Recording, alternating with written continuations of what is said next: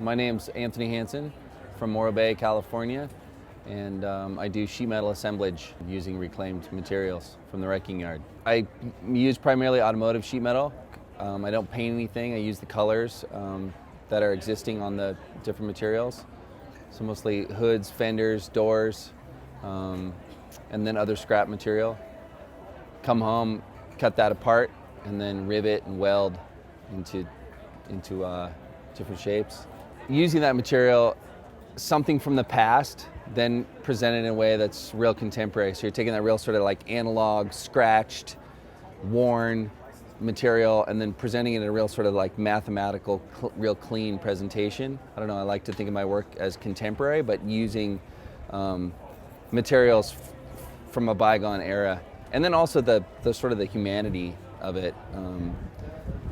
It's had a life of its own. People have actually washed and waxed those actual surfaces, those colors from the 50s and the 60s, and then presenting that in a way that's, in a way that's contemporary to today.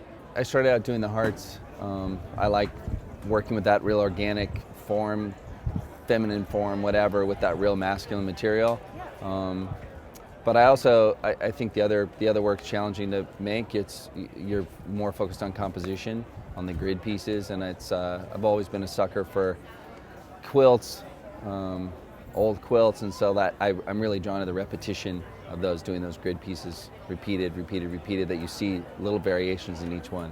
I want people to see the details that might be interesting in what would be normally like a real mundane material, just scratched door hoods and whatever. That's not very interesting, is it? You know, and then hopefully putting it together in a way that's like, oh, that you really notice the scratches, or you notice the little bits of license plate, or you notice that, that somehow that's been lived in. There's a worn look to it that hopefully is attractive to the pieces as the whole. And the heart shape, God forbid we'd all start loving each other. I believe in what that shape stands for. So.